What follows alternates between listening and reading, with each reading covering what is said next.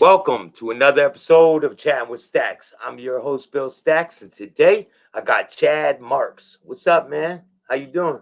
What's going on, Bill? You all right? I'm great, man. So I seen your channel, man, and I like your content. I think you have a good message to the kids out there, and I'm behind you 100% on what you do, man. Well, I appreciate you and I respect what you're doing, and you've been helpful to me along the way. Obviously, there's a lot of stuff I didn't know about technology, given I was gone for almost 20 years, but I'm slowly learning, man. Yeah, man, it all you'll catch up to it. It's not that hard. Yeah. Yeah. So, what caused you to start getting into trouble, and what led you down that road to go to prison? Well, first of all, maybe I should introduce myself. People that don't know me, my name's Chad Marks. I'm the host of Blood on the Razor Wire TV. I was recently released 10 months ago. At the age of 24, I was sentenced to a 40-year federal mandatory minimum. And while in prison, I became a jailhouse lawyer, helped numerous people get out of prison. And I had a mission, man. The mission was to save kids from life imprisonment and premature death. And when I seen the YouTube platform, I was able to do that. But to your question, I came from a poor single mother household, man. My father was a drug addict. He left when I was young. My brother committed suicide. My mother was a single mom with just me and my sister. And I just went down the wrong road, man. We were poor, and I was tired of being broke, man. I remember having 2 pairs of pants. And I said, this has got to end, man. And I started selling fake cocaine, and I took that money and ended up buying some real cocaine and set off from there, man. Started selling powder cocaine. At the age of 17, I ended up going to state prison, did a 2 to 6 in New York, came home, caught a parole violation, went back. I was home 14 months, got back in the drug game, and ended up with a 40-year federal mandatory minimum. Spent almost 18 years in prison, and I was recently released last year, based off the First Step Act that Donald Trump passed. If it wasn't for that, I'd still be sitting in prison right now. So every day out here is a plus, bro. Yeah. So, when your brother passed away, was it like a lot of pressure on you to be the man of the household? No, it wasn't. It wasn't like that. But man, when my brother passed away, man, just I went through a little stage of depression, man. He was the kid that I looked up to, and things just went downhill after that. Yeah, man. I'm sorry for your loss, man. I dealt with a lot of loss in my family, and it's terrible. You know. Yeah, 100%, man. Yeah, man. So, how old were you when you caught your first case? When I caught my first case, I was 16, and it was a felony. It was an assault second. Me and my buddy got into it with some dudes out in the suburbs over a chick, and actually, my buddy hit the kid in the head with a piece of steel rebar, man. Oh, And man. we ended up getting an assault second over that. Went to trial back then, got convicted, and went to state prison. Like I said, a 2 to 6, made my first parole board, came home, was home about a year, caught a parole violation, went back for another 2 years, came home, and I was home for 14 months and caught a federal case and was sentenced to a mandatory minimum of 40 years. So that case you caught, the 40 years, that was a drug case? Well, it was a drug case with guns, right? A lot of people don't know this about the feds. I actually got 5 years for a 12-gauge shotgun and 25 years for a 22 rifle. And what it's called is stack 924Cs, right? I heard of that. And that's what they do. They blast you. So I got 10 years for the drugs, 5 for the first gun, and 25 for the second. So it's Wow. possession of a firearm or furtherance of a drug trafficking crime. So when you're in court, right, and they're about to sentence you to that, and like, what's going through your mind when they tell you that much time? Well, I mean, the day I got sentenced, man, I had got my PSI back and said life plus 30. And I'm What? like, damn, yeah, it was life for the drugs plus 30 years for the guns. And I actually, was convicted of 3 kilos of crack cocaine. So that had me at life. The mandatory minimum was 10. The maximum was life, but they went by the point system. But long story short, when the judge sentenced me, he said, I'm going to act in a moment of compassion, not for you, but for your mother. He said, I'm going to give you the Wow. mandatory minimum. And he gave me 40 years, bro. That was the mandatory minimum. He couldn't go Wow. any lower than that. And he felt like he was acting in a moment of compassion. So, what's going through your mind when that happens? I mean, you're devastated, bro. You're like, wow, man, this is it. I'm never going to see this city again. I was thinking that, I'll never see my city again. It's over, man. It's all done. It's all over. Now, what city were you born and raised at? I'm from upstate New York, man, Rochester, New York. Okay. So was it like there wasn't a lot of things going on in that town? Is that why you gravitated towards selling drugs and getting in trouble, or? There's a lot going on in this town, man. I mean, it's a dangerous, dangerous place, man. Yeah. Um, people are killed every day. I just did a video on, on my channel where I was talking about, do people want to be cutouts? Because that's what they're doing now. When dudes get murdered out here, they get a big cardboard cutout of them and they put them up on the corner wherever they got killed at. What? Like they're chilling over there with the homies, man. And, they pour out bottles of liquor and they're like, hey, man, it's our homie. But really, man, after about 30 days, the cardboard cutout disappears. The homies disappear and you're nothing but a distant memory, bro. That's how it is, man. And I was in a gang and running the streets doing crazy things. And I don't want my life to be like that. I don't want my legacy to be that. I have a daughter and I'm just trying to lead by example now.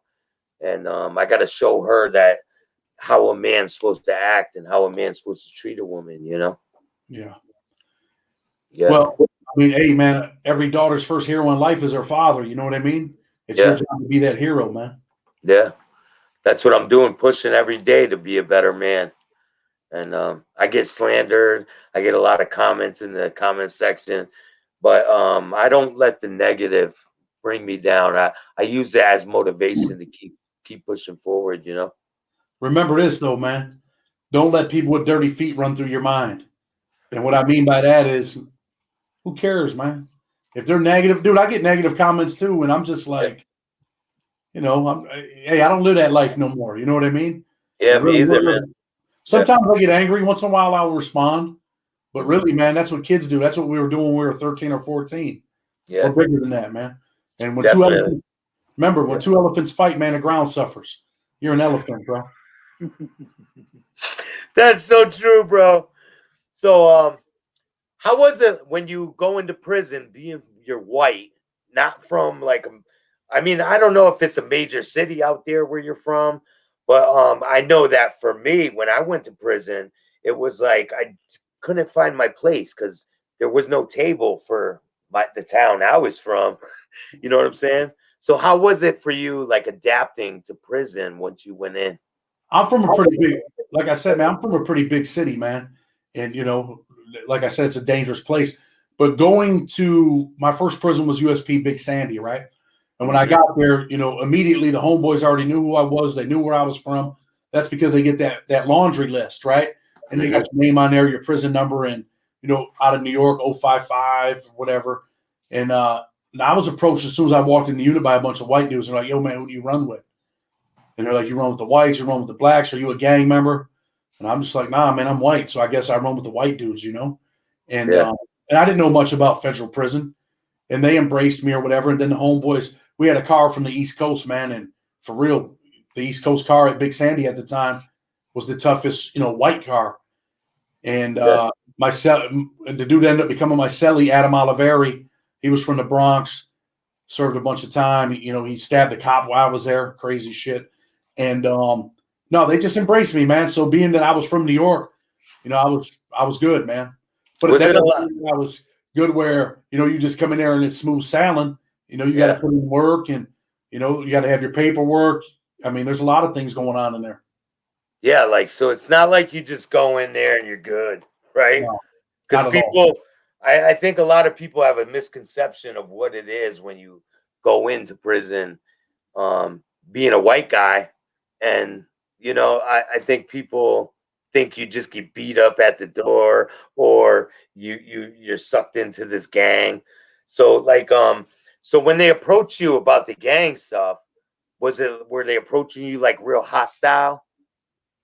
No, not really. I mean, Big Sandy was a dangerous place at the time. And, This is this you is know, Big Sandy right here when they had a riot there.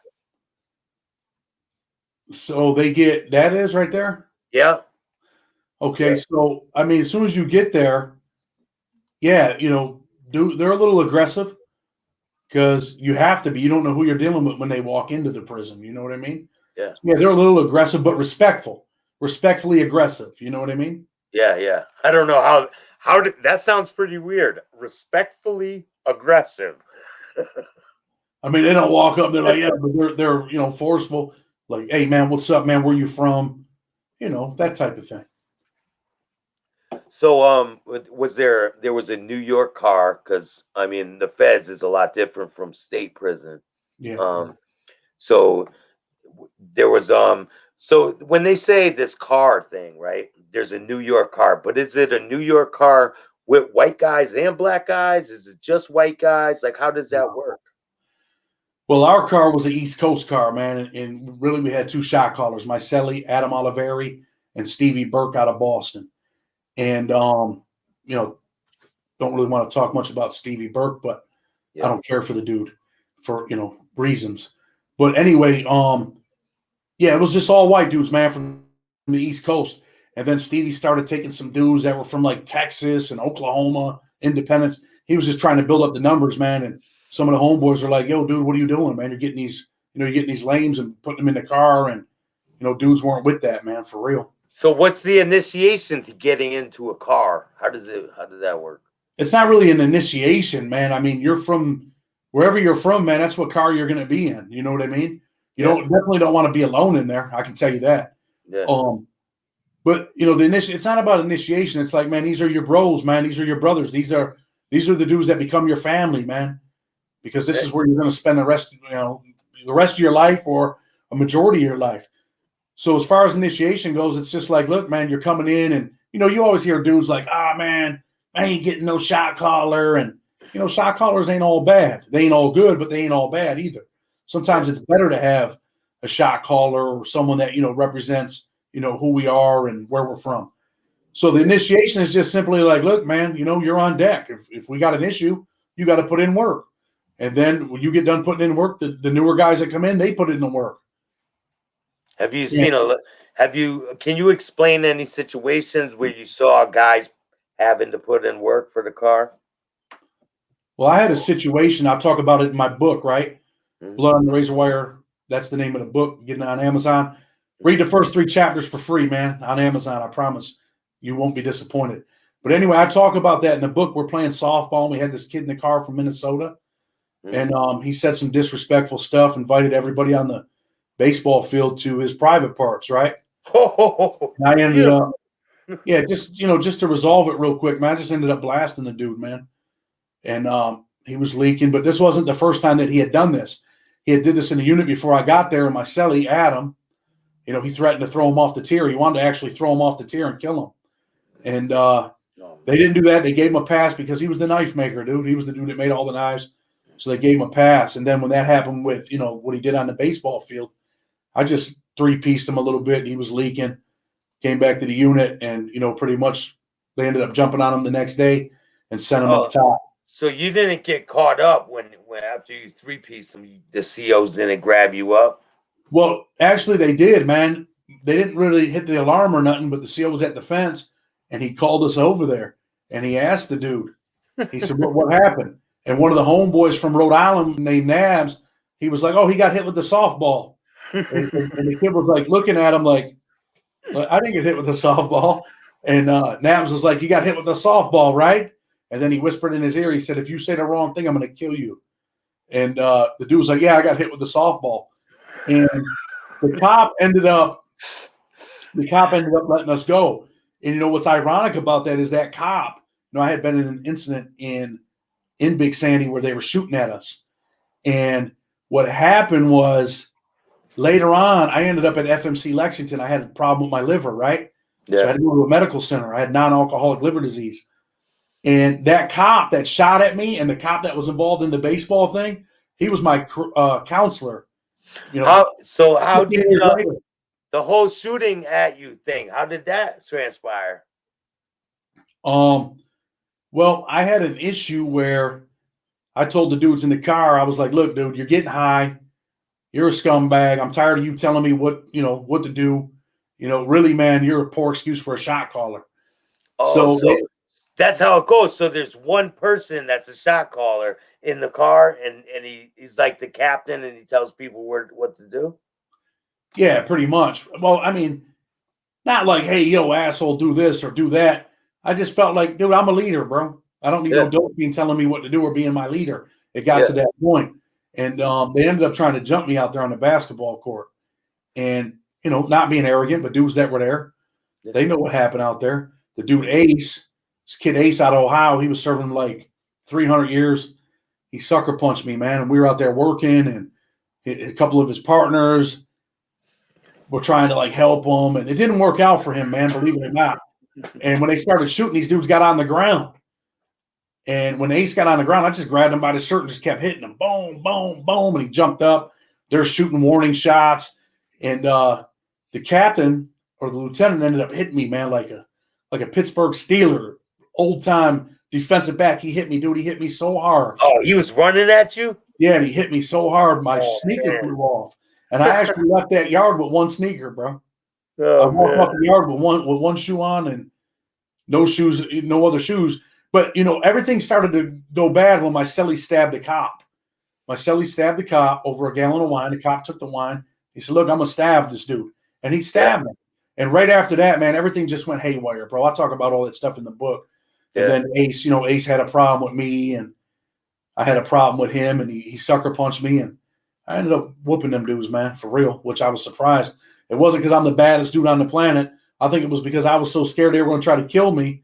I was just, you know, tagging these dudes and backing up, hitting boom, boom, and moving. Yeah. You know, I was fighting for my life, bro, for real. One I of was them in, yeah. and he I was in, hesitated. He oh, could go have ahead. stabbed me, dude, and he Yeah. didn't. He hesitated. Oh, he had a knife. Yeah, he had a knife, man, and he hesitated, and I dropped him, man. By the grace of God, when I hit him, I dropped him, and now the cops were running. Another dude took the knife and threw it down the drain. Yeah. I was in a situation like that. I came out of my house and these dudes popped around from around the corner, and I started going to work with them, man. And they ended up going the other way. And I was like, where you going? It's like, you know, I'm not the toughest dude on the block, man. By no means. I know I could get my ass beat, but I'm not gonna give up. You I know, the know one thing that. I'm sorry. Hey, the one thing that kills me about people is, you know, like in prison or anywhere, and this happens in prison, not always, but it does happen. Mhm. Usually in lower security prisons, like you might have an issue with a dude, right? And dude's talking shit, you're talking shit, and there's kind of an unsigned agreement where, you know, we're going to do what we're going to do, right? Yeah. And then when I win and you lose, now you want to go tell the cops, and you know you want to go to the hearing and all Yeah. that. But you were a tough guy 10 minutes ago until you got your ass whooped. You know what I mean? Yeah. Yeah. I That's hate how it that is. feeling. And you see dudes like that out here, man, faking at the highest level, bro. Some dudes are just faking at the highest level. And you know, they're tough guys until you do something to them, man. Yeah. I mean, I'm up here because I'm trying to change lives and I'm trying to save my daughter. I'm not up here because I'm trying to look tough or be a tough guy. I'm trying to make money to feed my family, and that's it, man. You know? Well, I respect it. I'm a firm believer that, you know, it's okay to make a dollar if you're making a difference. If you're not making a difference, you Yeah. shouldn't be making a dollar. And what I mean by that is like, because we're talking a little bit about prison. You know, I own a paralegal and prison consultant firm, bro, and I've Yeah. helped over 100 people get out of prison. Right? Hmm. I'm pretty good. I was a pretty good jailhouse lawyer, man, and I put it to use out here. But Yeah. you know, you get some of these advocates that pretend they're doing all this stuff for people, right? And they're Yeah. helping this person, they're helping that person. But really, man, they don't give a shit about the people. They forgot where they were from. They forgot what it was like to be sitting in prison, you Hmm. know, praying that someone would help them. And they get out here and act like they're these holy advocates, man. And really, they're only doing it for themselves, for media attention, and to put, you know, big dollars in their pockets, bro. And I Yeah. despise people like that. It's all good, man. Weeds pluck theirself, you know? No doubt. Yeah. No doubt. All I can do is keep it real with myself and move forward. That's my plan, man. So I got the commission coming up, the commission tour, and that one's sold out in July. It's a pretty good event, man. You're more than welcome to come. I could shoot you some backstage access passes, and I have you come out there in July, man. It's gonna be a fun time. Not a problem, man. I'd love to come out there. The ticket is sold out? Yeah, the August is sold out. June, July sold out. August isn't sold out yet. Okay. You're doing big things, man. That's what's up. I respect Yeah. it. I have a lot coming, man. I have a clothing line coming. I'm gonna put a link for your book in the description down below so that people could go check out Blood on the Razor Wire. And you said that there's a place where they can read some of it, right? Yeah, right on Amazon. They can read the first 3 chapters for free.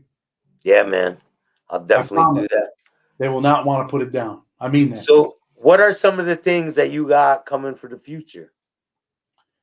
Well, I put a home improvement company together too, man. And I definitely want to help dudes that are getting out of prison, man. Give them jobs. You know what I mean? Because I know Yep. what it's like to get out of prison and not be able to find a job, to be out here broke, to be out here messed up. So definitely want to help dudes with that, man, with a whole reentry thing.